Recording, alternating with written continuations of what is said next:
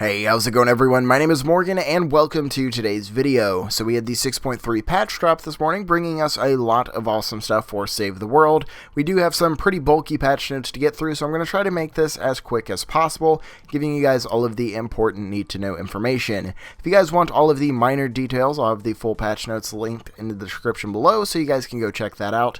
But without further ado, let's go ahead and get started. Starting with missions and systems, the front-end interface has been reorganized into a more intuitive player experience.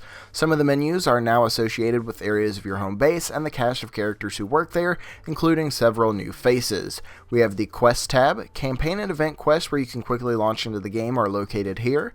We have the map. This lets you pick specific missions to play and earn specific rewards. Command, this is where you manage heroes, survivors, defenders, and expeditions. You can also spend upgraded and research points here, and you guys will get more details on this a little later in the patch notes according to what they have here. Armory, this is where you can find schematics, storage, the collection book, and transformations. The item shop, this is where llama pinatas in the event shop can be found as well. And there's also been some new tutorials that have been added to unlock and introduce new players to the new front end menu. You will now receive fort stats, upgrade points, research point generation, hero schematics, or other items and resources every time your account level increases.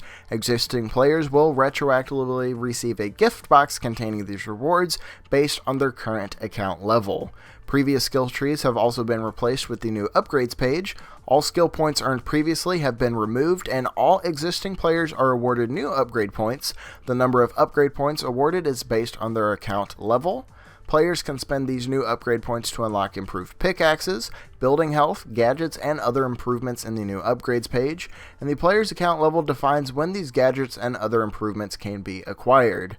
Previous research trees have been replaced with the new research page. Players will be able to spend research points to increase the fort stats, and all currently acquired or spent research points have been refunded. Many of the feature unlocks that used to exist in the previous skill and research trees, like transformation, recycling, evolution, and expeditions, have become a part of quest rewards. Any features that the player acquired previously will continue to be available upon migration. They've also adjusted the quest and mission flow in Stonewood and Plankerton. They've added, removed, and tweaked quests to account for the front-end redesign, and these now grant many of the squad slots and feature unlocks that were previously found in the skill tree. Players who have already progressed past these quests will receive a gift box containing these new rewards. There's new characters, quests, narrative, and better pacing during the earlier portions of the game, and they've added new landmark zones and missions, Build Off, Plank Harbor, and Steel Icarus. They've readjusted the combat length in the initial Stonewood missions, and they've added random storm lightning strikes and mini encounters in most zones and missions. For Plankerton Storm Shields, they can now be completed one after another without having to finish all of the near story missions between them, so this is structured similar to Canny Valley and Twine Peaks. The collection book rewards have been extended to level 500 and reworked.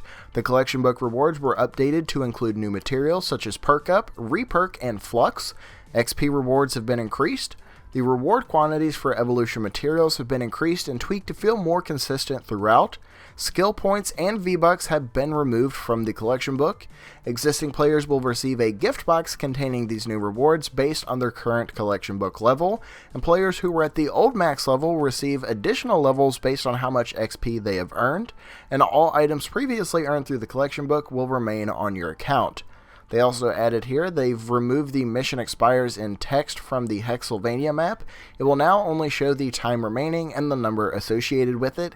And there's a new primary mission, Refuel the Home Base. This replaces the Blue Glow Siphon secondary mission. The ambient blue glow density in Plankerton has been brought up to compensate for the removal of the Siphon secondary mission.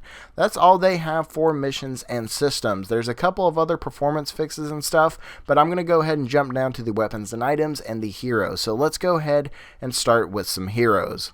So for heroes, they've added full voiceover for Calamity, Dusk, and Harper. So these heroes will have their own unique voice lines. This was a pretty big complaint whenever these characters were introduced. They were using other characters' voices, and it just seemed very unoriginal. So they've added full voiceover for that. They have some bug fixes with a few heroes, but nothing too major. So we're going to go ahead and jump over to weapons and items.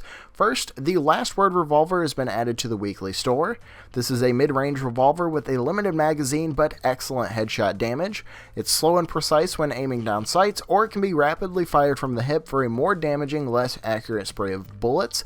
And this will be available Wednesday, November 14th at 7 o'clock p.m. Eastern Time until Wednesday, November 21st at 7 o'clock p.m. Eastern. They've also increased the drop rate of weapons and traps found in the treasure chest in Stonewood. And then for gameplay, defenders no longer need to be explicitly slotted. When summoning a defender, players can now select any of their own defenders. The number of defenders you can summon simultaneously is still limited by the number of mission and home-based defender slots you have unlocked.